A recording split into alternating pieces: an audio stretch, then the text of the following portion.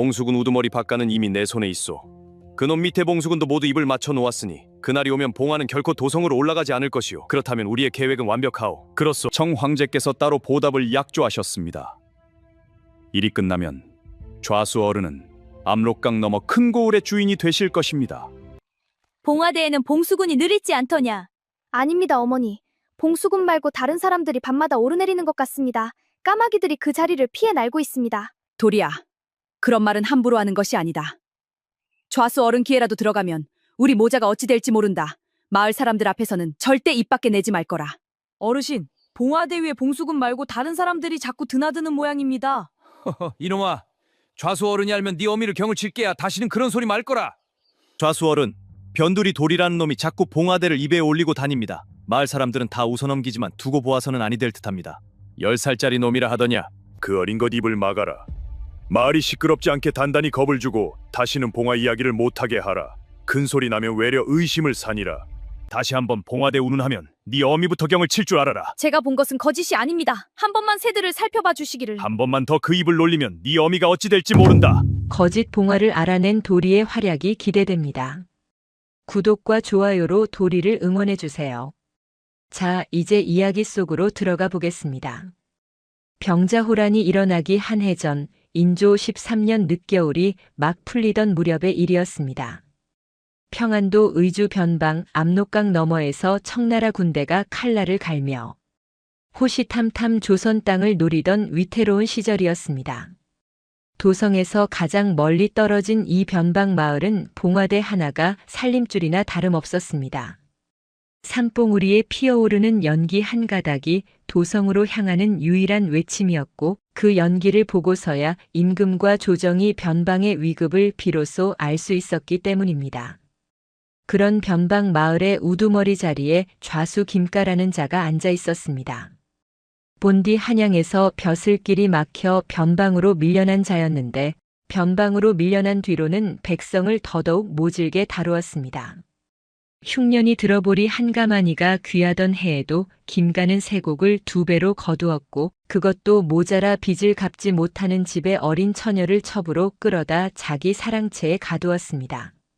마을 사람들은 김가의 이름만 들어도 몸서리를 쳤지만 변방 관아에 그를 견제할 자가 아무도 없었기에 그저 숨죽이고 살아갈 뿐이었습니다.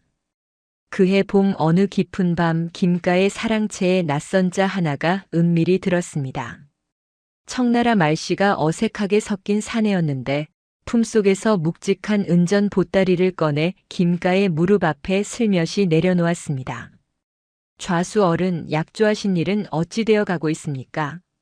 김가는 보따리를 풀어 은빛을 확인하더니 음흉한 웃음을 흘렸습니다. 봉수군 우두머리 박가는 이미 내 손에 있어. 그놈 밑에 봉수군 5도 모두 입을 맞춰 놓았으니 그날이 오면 봉화는 결코 도성으로 올라가지 않을 것이요. 낯선 자는 만족스러운 얼굴로 고개를 끄덕였습니다. 청 황제께서 따로 보답을 약조하셨습니다. 일이 끝나면 좌수 어른은 압록강 너머 큰 고을의 주인이 되실 것입니다. 거짓 봉화. 청군이 압록강을 건너 침입할 때 변방 봉수군이 거짓 연기를 올려 도성을 속이고 무방비 상태의 한양을 청군이 단숨에 들이친다는 음모였습니다. 변방 백성의 살림줄을 끊는 일이요. 도성의 종묘 사직을 통째로 적의 손에 내어주는 대형 무도한 짓이었습니다. 그러나 김가의 두 눈에는 오직 은전과 권세만이 어른거리고 있었습니다. 그 음모가 사랑채 안에서 익어가는 사이 마을 변두리 다 쓰러져가는 초가집 한 채에는 모자 단둘이 가난하게 살아가는 식구가 있었습니다. 도리라는 10살 사내 아이와 그의 홀어머니였습니다. 도리의 아비는 도리가 3살 적에 산에서 호환으로 목숨을 잃었고 어머니는 그날부터 삭바느질과 나물 캐기로 모자의 끼니를 이어왔습니다. 김가가 해마다 세곡을 늘릴 때마다 어머니의 손가락은 더 달아갔고 도리의 해진 저고리는 좀처럼 새 것으로 갈리지 않았습니다. 그러나 가난한 살림과 달리 도리에게는 마을 사람 누구도 흉내낼 수 없는 신묘한 재주가 하나 있었습니다. 바로 산새와 들새의 움직임을 읽는 재주였습니다.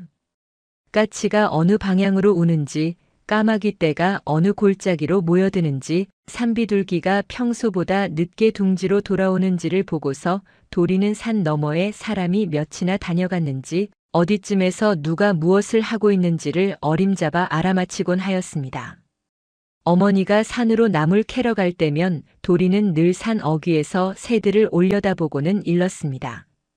어머니, 오늘은 동쪽 골짜기로 가십시오. 까치들이 그쪽으로 모이는 것이 사람이 없다는 뜻입니다. 어머니는 처음엔 그저 어린아이 말이라 흘려들었지만 어느 날 도리의 말을 따라 동쪽 골짜기로 갔다가 한 광줄이 가득 두릅을 캐오게 된 뒤로는 가끔씩 도리의 말을 귀담아 듣기 시작하였습니다. 그렇다고는 해도 마을 사람들 앞에서는 그 재주를 함부로 드러내지 않았습니다. 어른들 사이에서 어린아이가 무어라 떠들면 쓸데없는 소리 한다 핀잔만 들을 뿐이었기 때문입니다. 그러던 어느 새벽이었습니다. 도리가 마당에 나와 집신을 신으려는데 문득 마을 뒷산 봉우리 위로 까마귀 떼가 평소와 전혀 다른 모양으로 흩어지는 것이 눈에 들어왔습니다. 늘 새벽이면 산봉우리 부근에서 둥글게 떼 지어 날던 까마귀들이 그날따라 봉우리 한쪽을 피해 빙 둘러 날아가고 있었던 것입니다. 도리의 가슴이 알 수 없이 두근거렸습니다. 까마귀들이 저렇게 비켜나는 것은 봉우리에 낯선 사람이 여러 다녀갔다는 신호였습니다. 그것도 한두 사람이 아니라 밤새 여럿이 오르내린 자취가 분명하였습니다. 어머니, 어머니. 봉화대 위에 사람이 자꾸 드나드는 모양입니다. 부엌에서 아침상을 차리던 어머니가 손길을 멈추고 뒤를 돌아보았습니다. 무슨 소리냐? 봉화대에는 봉수군이 늘 있지 않더냐? 아닙니다, 어머니. 봉수군 말고 다른 사람들이 밤마다 오르내리는 것 같습니다. 까마귀들이 그 자리를 피해 날고 있습니다. 어머니는 잠시 아들을 바라보다가 한숨을 푹 내쉬었습니다. 도리야, 그런 말은 함부로 하는 것이 아니다. 좌수 어른 귀에라도 들어가면 우리 모자가 어찌 될지 모른다. 새 이야기는 어미한테만 하고 마을 사람들 앞에서는 절대 입 밖에 내지 말거라. 도리는 어머니의 단호한 말씀에 입을 다물었지만 마음 한구석에서는 까마귀들의 그 이상한 비행이 좀처럼 떨쳐지지 않았습니다. 그날 이후로도 새벽마다 봉우리를 올려다보면 까마귀들은 똑같이 그 자리를 비켜 날았습니다. 산비둘기들도 봉화대 부근으로는 좀처럼 내려앉지 않았습니다. 그것은 새들이 본 진실이었고 마을 어느 어른의 눈에도 보이지 않는 진실이었습니다. 변방의 봄밤은 그렇게 조용히 깊어가고 있었지만 봉화대 위에서는 거짓 연기를 올릴 채비가 하나둘 갖춰지고 있었습니다. 김가의 사랑채에서는 청첩자가 또다시 은전 보따리를 들고 은밀히 드나들었습니다. 그리고 마을 변두리 다 쓰러져가는 초가집 한 채에서는 어린 도리만이 새들의 침묵에 홀로 귀를 기울이고 있었습니다. 봄이 깊어 마을 어귀의 살구꽃이 흐드러진 무렵까지 도리는 새벽마다 마당에 나와 봉우리 위 까마귀들의 비행을 가만히 살폈습니다. 사흘이 지나도 닷새가 지나도 보름이 지나도 까마귀들은 봉화대 위 한 자리만 동그랗게 비켜 날았습니다. 산비둘기와 까치들도 봉화대 부근의 큰 소나무에는 결코 내려앉지 않았습니다. 새들이 한결같이 그렇게 행동한다는 것은 그 자리에 봉수군 외에 다른 자들이 늘 드나든다는 분명한 증거였습니다. 또 한 가지 사실이 더 있었습니다. 평소 봉화는 동이 트기 직전 한 줄기 연기가 가지런히 올라야 마땅한데 어느 새벽부터 그 연기의 굵기와 시간이 미세하게 어긋나기 시작하였습니다. 굵었다 가늘었다, 일찍 올랐다 늦게 올랐다 하는 것이 봉수군의 게으름 탓이라 보기에는 너무 일정하게 어긋났습니다. 마치 누군가가 다른 신호를 시험 삼아 보내고 있는 듯 하였습니다. 도리는 더는 입을 다물고 있을 수 없었습니다. 어느 날 낮 마을 어귀에서 짚을 엮고 있던 늙은 어른께 조심스레 다가가 말을 건넸습니다. 어르신, 봉화대 위에 봉수군 말고 다른 사람들이 자꾸 드나드는 모양입니다. 까마귀들이 그 자리를 피해 날고 봉화 연기도 평소와 다르게 올라옵니다. 늙은 어른은 짐 엮던 손을 멈추고 너털 웃음을 터뜨렸습니다. 허허 이놈아. 새 본다고 사람을 어찌 알겠느냐. 어린 것이 함부로 입에 올릴 일이 아니다. 좌수 어른 귀에 들어가면 내 어미가 경을 칠게야. 다시는 그런 소리 말거라. 도리는 입술을 깨물고 발길을 돌렸습니다. 마을 가운데 빨래터의 안악들도 서당 훈장 어른께도 차례로 여쭈어 보았으나 돌아오는 대답은 한결같았습니다. 어른들은 진실을 듣기보다 어린아이의 입을 막는 일이 더 손쉽다 여기는 듯 하였습니다. 그 사이 봉숙은 우두머리 박가의 귀에 변두리 도리가 봉화 이야기를 입에 올린다는 소문이 들어갔습니다. 박가는 그날 저녁 즉시 좌수 김가의 사랑채로 달려갔습니다. 좌수 어른 변두리 도리라는 놈이 자꾸 봉화대를 입에 올리고 다닙니다. 마을 사람들은 다 웃어넘기지만 두고 보아서는 아니 될 듯합니다. 김가의 얼굴이 일순 험상궂게 굳었습니다. 10살짜리 놈이라 하더냐. 그 어린 것 입을 막아라. 마을이 시끄럽지 않게 단단히 겁을 주고 다시는 봉화 이야기를 못하게 하라. 큰 소리 나면 외려 의심을 사니라. 이튿날 새벽 도리가 나물 캐러 산 어기로 가던 길에 박가와 봉숙은 둘이 길목에서 도리를 가로막았습니다. 박가의 손에는 굵은 회초리 한 자루가 들려 있었습니다. 이놈, 내가 요즘 봉화대를 두고 어찌 망령된 소리를 한다더냐. 도리는 어린 가슴이 두근거렸으나 또박또박 대답하였습니다. 새들이 가르쳐준 사실을 말씀드렸을 뿐입니다, 어른. 박가가 회초리로 땅을 한번 강하게 내리쳐 흙먼지를 일으켰습니다. 다시 한번 봉화대 운운하면 내 어미부터 경을 칠 줄 알아라. 알겠느냐? 봉숙은 한 사람이 도리의 작은 어깨를 거칠게 잡아 흔들었습니다. 어린 몸이 흙길 위에서 휘청거렸지만 도리는 눈물을 떨어뜨리면서도 입을 다물지 않았습니다. 제가 본 것은 거짓이 아닙니다. 한 번만 새들을 살펴봐 주시기를. 박가가 손바닥으로 도리의 어깨를 한 번 더 거칠게 밀쳐내며 으름장을 놓았습니다. 한 번만 더 그 입을 놀리면 내 어미가 어찌 될지 모른다. 잘 새겨두어라. 박가 일당이 산모퉁이를 돌아 사라진 뒤 도리는 흙길에 주저앉아 작은 어깨를 떨었습니다. 까치 한 마리가 마침 그 자리로 내려와 도리의 발치에서 짧게 깍깍 울었습니다. 그날 저녁 흙먼지 투성이로 절뚝거리며 돌아온 아들을 본 어머니는 부엌에서 들고 있던 그릇을 떨어뜨렸습니다. 어머니는 한달음에 달려와 아들의 어깨를 끌어안았습니다. 이게 어찌 된 일이냐, 도리야. 누가 너를 이리 만들었느냐. 도리는 어머니의 가슴에 얼굴을 묻고 잠시 흐느꼈으나 이내 고개를 들었습니다. 어머니, 봉숙은 박가가 봉화대에 거짓 봉화를 올리려 합니다. 어머니가 어찌 되더라도 이 일은 누군가 알아야 합니다. 어머니는 잠시 아들을 멍하니 바라보다가 입술을 깨물고 일어섰습니다. 내 어미가 직접 좌수 어른께 아뢰어 보겠다. 어미가 죽더라도 너를 더는 매맞게 둘 수 없다.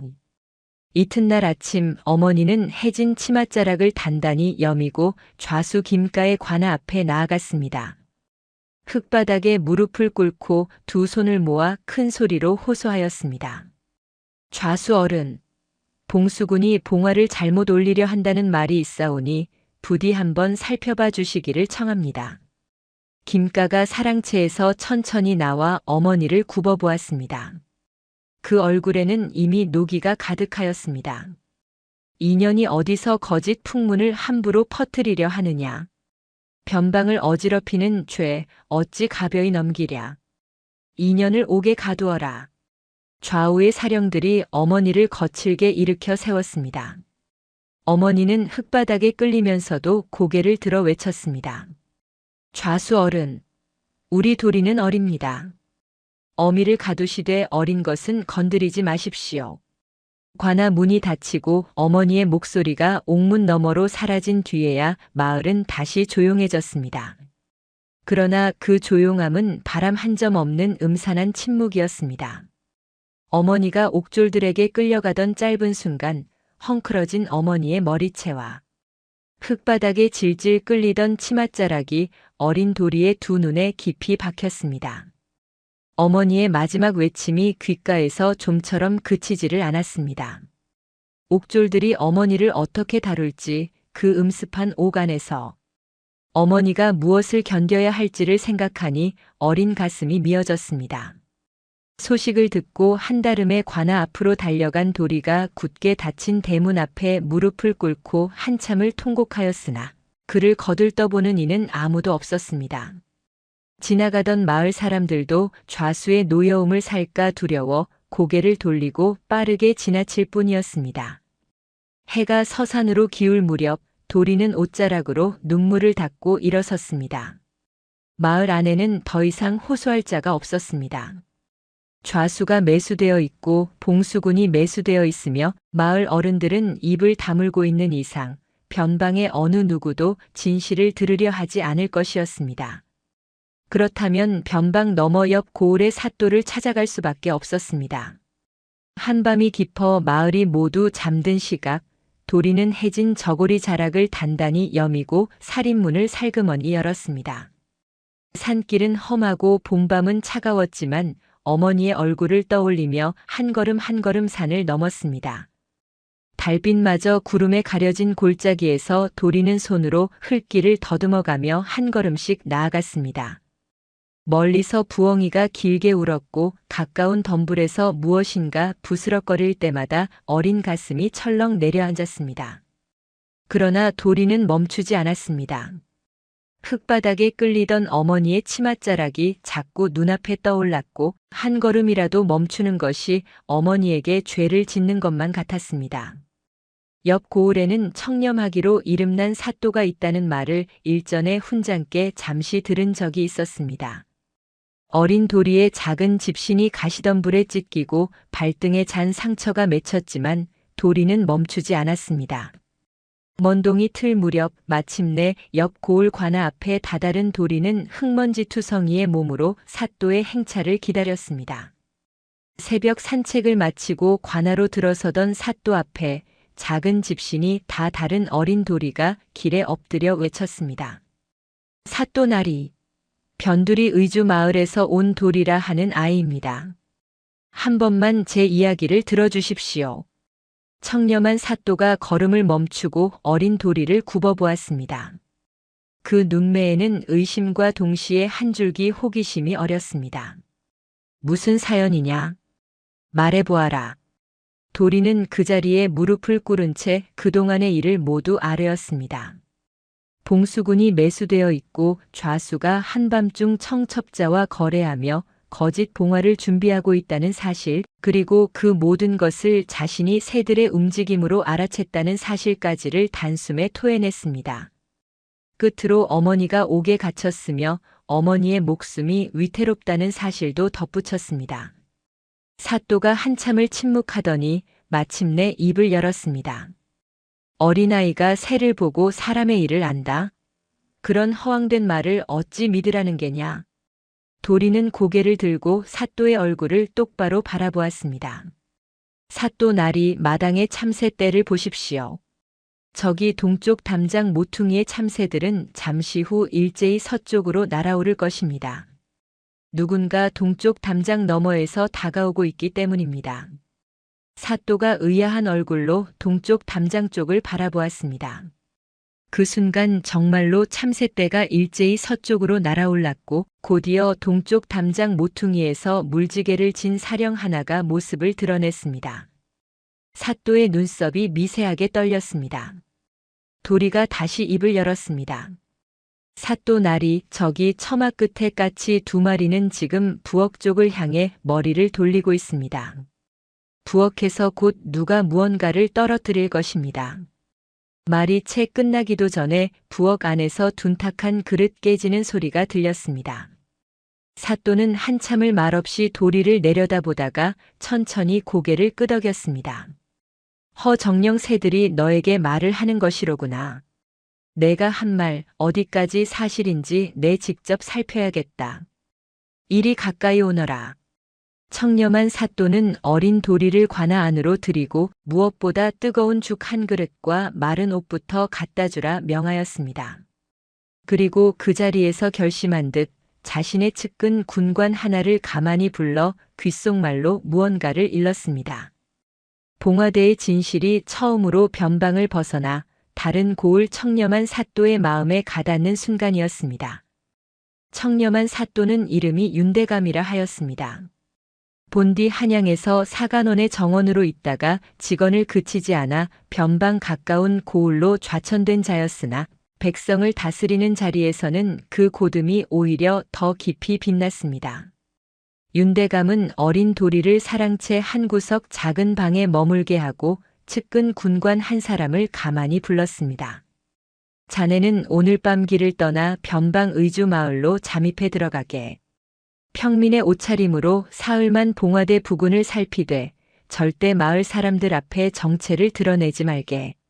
사흘 안에 봉수군들이 무엇을 하는지 내 두 눈으로 확인하지 못하면 이 아이의 말도 한낱 어린아이의 거짓에 지나지 않으나 만일 단 한 점이라도 사실로 드러난다면 일이 매우 큰 것이네. 군관은 두 손을 모아 깊이 절하고 즉시 길을 떠났습니다.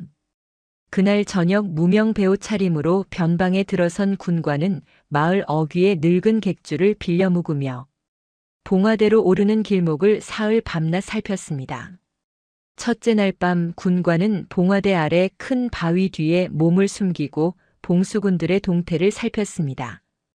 봉수군 우두머리 박가가 평소 봉화를 올려야 할 시각보다 한 시진이나 늦게 산을 올라 부하 둘에게 굵은 장작을 평소의 2배로 쌓게 한 뒤 일부러 연기 굵기를 2번 끊어내는 것이 분명히 보였습니다. 둘째 날 밤 군관은 봉화대 동편 풀숲에 더 가까이 다가갔습니다. 자정이 막 지났을 무렵 산 아랫길에서 검은 옷차림의 사내둘이 소리 없이 올라와 박가에게 무엇인가 두 손으로 건네는 것이 보였습니다. 묵직한 헝겊 보따리였습니다. 박가가 보따리를 풀어 안의 은빛을 잠시 손에 쥐어보더니 만족스러운 듯 검은 옷차림의 사내들에게 깊이 머리를 숙였습니다. 검은 옷차림의 사내들이 소리 없이 입에 올리는 말씨가 청나라 말이었습니다. 셋째 날 밤 군관은 결정적인 장면을 보았습니다. 자정이 깊어 박가 일당과 검은 옷차림의 사내들이 한자리에 둘러앉아 작은 등잔불 아래 종이를 펴놓고 무엇인가를 의논하고 있었습니다. 군관이 풀숲 사이로 숨을 죽이고 다가가 들여다보니 그 종이는 다름 아닌 변방 봉화대의 신호 약속을 적어놓은 도면이었습니다. 평소 한 줄기로 올려야 할 봉화를 2줄기로 끊어 올리고 청군이 압록강을 건너오는 그 시각에는 봉화를 아예 올리지 않는다는 약속이 그 도면에 또렷이 적혀 있었습니다. 도면 한 구석에는 청군이 압록강을 건너기로 한 그날의 정확한 날짜와 시각까지 청나라 글자로 단단히 적혀 있었습니다. 군관은 그 순간 어금니를 사리물고 손에 쥔 칼자루를 꽉 그려쥐었습니다. 이는 한 변방의 일이 아니었습니다. 한양 도성과 임금의 종묘 사직이 통째로 청나라 손에 넘어갈 음모였습니다. 군관은 풀숲 사이로 천천히 물러나 발자국 하나 남기지 않도록 조심하며 산 아래로 내려갔습니다. 산허리를 다 내려와서야 군관은 객주에 메어둔 자기 말을 풀어 안장에 올랐고 그 길로 옆 고을 윤대감의 관할을 향해 어둠 속을 단숨에 달려 돌아왔습니다. 군관의 보고를 들은 윤대감은 그 자리에서 무릎을 한번 짚으며 깊이 한숨을 내쉬었습니다. 어린아이의 말이 한 점 거짓이 없었구나. 이는 변방의 일이 아니라 종묘 사직이 흔들릴 일이다. 한시도 지체할 수 없다. 윤대감은 즉시 한양으로 가는 가장 빠른 말과 가장 믿음직한 사령 하나를 골라 친필 서장을 띄웠습니다. 의금부에 보내는 것이 아니라 임금께 직접 닿을 수 있는 승정원에 보내는 친필이었습니다. 닷새가 채 지나기도 전에 한양으로부터 의금부의 군관들이 변방을 향해 출진하였고 좌포청의 포교들까지 길을 막아 변방으로 향하였습니다. 의금부 군관들이 변방에 들이닥친 것은 봉화대에 막 두 줄기 거짓 연기가 시험 삼아 올라가던 그날 새벽이었습니다. 사령들은 두 갈래로 나뉘었습니다. 한 무리는 의금부 군관 한 사람을 앞세워 봉화대로 곧장 산을 올랐고 다른 한 무리는 좌수 김가의 사랑채로 들이닥쳤습니다. 봉화대 위에서는 박가가 막 두 번째 거짓 연기를 끊어올리며 부하 둘에게 무엇인가 지시를 내리고 있었는데 등 뒤에서 발걸음 소리가 들리는 순간 박가는 본능적으로 몸을 돌렸습니다. 그러나 이미 너무 늦은 뒤였습니다. 의금부 군관이 한 걸음에 박가의 두 어깨를 굳게 잡아 그 자리에 무릎 꿇리고 사령들이 부하 5명을 차례로 결박하였습니다. 박가의 입에서 어떤 말도 나오지 못하였습니다. 그저 봉화대 위에서 자신이 막 올리던 거짓 연기를 두 눈으로 멍하니 바라볼 뿐이었습니다. 동시에 다른 한 무리는 좌수 김가의 사랑채로 들이닥쳐 사랑채의 모든 출입을 단단히 봉쇄하였습니다. 김가가 막 의관을 갖추고 사랑채를 나서던 참이었습니다. 군관 하나가 김가 앞에 우뚝 서서 큰 소리로 명을 전하였습니다. 좌수 김가는 어명을 받아라. 변방의 봉화를 사사로이 어지럽히고 청나라 첩자와 내통한 죄목으로 한양으로 압송하라. 김가의 얼굴이 일순 새파랗게 질렸습니다. 그러나 곧 다시 표정을 가다듬더니 호통을 치며 발뺌하기 시작하였습니다. 이 무슨 무례한 짓이오. 나는 변방을 다스리는 좌수이며 청나라 첩자라는 것은 들어본 적도 없소. 누가 감히 좌수의 사랑채를 이리 어지럽힌단 말이오. 김가가 헛기침을 거듭하며 의관을 다시 여미려 하였지만 의금부 군관은 한치 흔들림 없이 손짓 한 번에 사령들에게 사랑채 안수색을 명하였습니다. 사랑채 안쪽 깊숙한 문갑이 열리고 그 문갑 밑바닥에서 묵직한 헝겊 보따리 2개가 나왔습니다. 풀어보니 그 안에는 청나라 표식이 찍힌 은전이 가득하였고 그 곁에는 청첩자와 주고받은 서신 7통이 가지런히 묶여 있었습니다. 서신에는 거짓 봉화의 약속 시각과 청군이 압록강을 건너기로 한 날짜 그리고 김가가 일이 끝난 뒤 받을 보상까지 일일이 적혀 있었습니다. 김가가 그 보따리와 서신을 보더니 한순간에 무릎이 풀려 사랑채 마룻바닥에 주저앉았습니다. 그 얼굴에서 핏기가 모조리 가시고 입술만이 부들부들 떨렸습니다. 의금부 군관이 차갑게 굽어보며 말하였습니다. 여기 청나라 글자가 찍힌 은전이 있고 청첩자와 주고받은 서신이 있는데도 모른다 하시겠소? 더 이상의 변명은 한양 임금 앞에서 하시오. 김가는 그제야 더는 발뺌이 통하지 않음을 깨닫고 떨리는 두 손으로 마룻바닥을 짚으며 흐느낌 섞인 목소리로 말끝을 흐렸습니다. 내가 잠시 어리석은 욕심에 눈이 어두웠소이다. 한 번만 살펴주시오. 그러나 의금부 군관은 한치의 흔들림 없이 말하였습니다. 좌수 김가 그 한마디는 임금 앞에서 다시 하시오. 변방의 봉화 한 가닥에 도성의 수십만 백성의 목숨이 달려 있었음을 그대 모르지 않았을 것이오. 김가는 더는 입을 열지 못하였습니다. 사령들이 김가의 두 손에 굵은 결박줄을 단단히 묶어 마당으로 끌어내었습니다. 같은 시각 봉화대에서 결박된 박가와 그 부하 5명도 변방 마을로 끌려 내려와 김가와 함께 한 줄에 묶여 한양으로 향하는 길에 세워졌습니다. 박가는 김가의 얼굴을 한번 흘끗 보더니 고개를 푹 떨구었습니다. 그뿐만이 아니었습니다. 김가가 풀어놓아 변방 일대를 오가던 첩자 셋도 의금부와 좌포청의 합동 추적 끝에 압록강을 미쳐 건너기 전에 모조리 붙잡혔습니다. 그중 둘은 김가의 사랑채에서 직접 은전 보따리를 들이고 나던 자들이었고 나머지 한 명은 변방 객주를 거점 삼아 첩보를 주고받던 자였습니다. 세 첩자가 변방길에서 결박되어 끌려오는 동안 변방 백성들이 길가에 모여서서 그 광경을 묵묵히 지켜보았습니다. 누구 하나 입을 열지 않았지만 그 침묵 속에 무거운 분노와 한편의 안도가 함께 흐르고 있었습니다. 소식이 의주 변방 마을 옥문 안에까지 닿은 것은 그날 저녁 무렵이었습니다. 어머니는 그동안 좁고 음습한 옥방 안에 갇혀 거친 보리밥 한 그릇과 식은 물 한 사발로 하루를 견디고 있었습니다. 옥졸들의 거친 욕설을 매일 들어야 하였고 차가운 흙바닥에 등을 대고 누워 어린 도리가 지금 어디서 어떻게 지내고 있는지를 생각하며 밤마다 소리 없이 흐느꼈습니다. 그러던 어느 저녁 평소와 다르게 옥지기가 빠른 걸음으로 다가왔습니다. 손에는 두툼한 자물쇠 열쇠 꾸러미가 들려 있었습니다. 옥지기가 어머니가 갇혀있던 방의 자물쇠를 풀고 옥문을 활짝 열었습니다. 나오시오.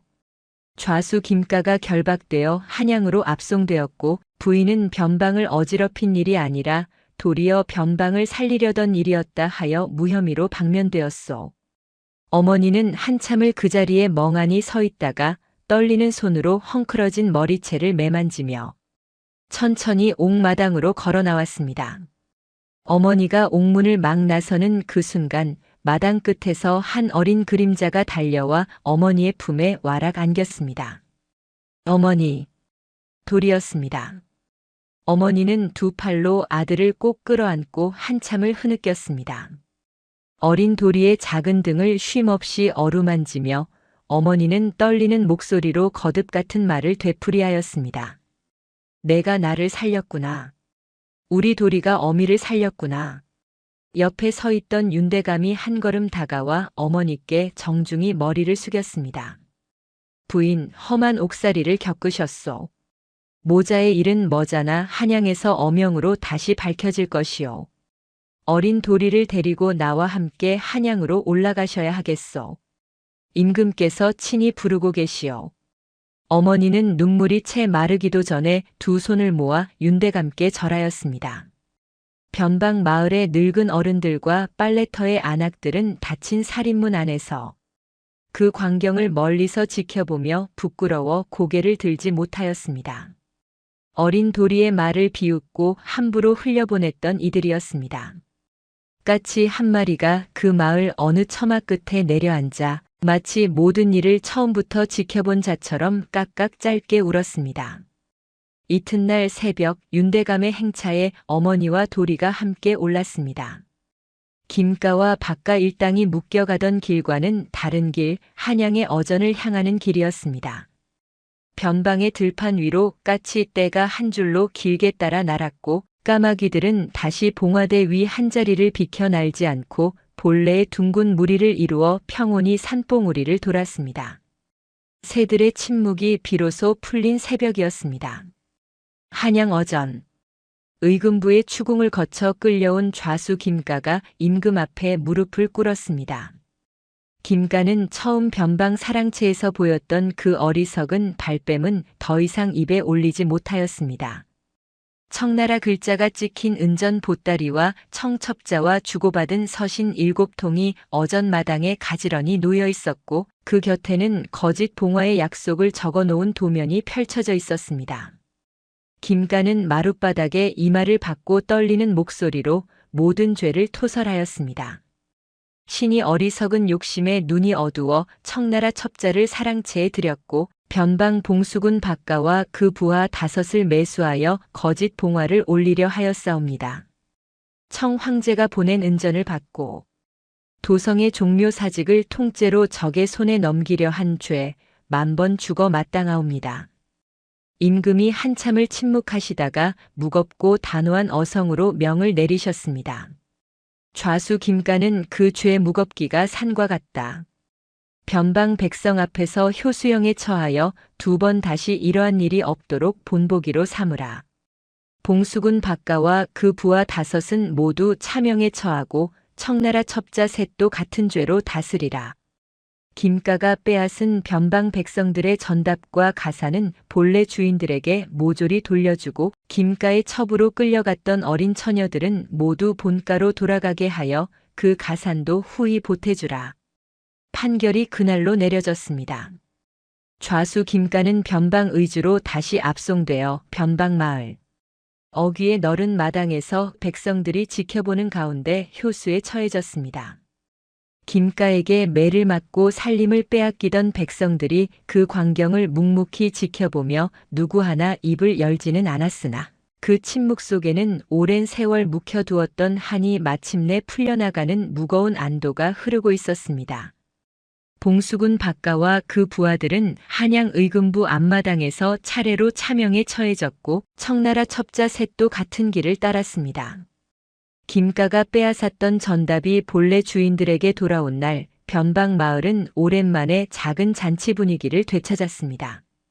빚을 갚지 못해 김가의 첩으로 끌려갔던 어린 처녀들이 보따리 하나씩을 들고 본가의 살인문을 다시 넘어 들어왔을 때 어머니들은 길에 주저앉아 딸의 손을 부여잡고 한참을 울었습니다.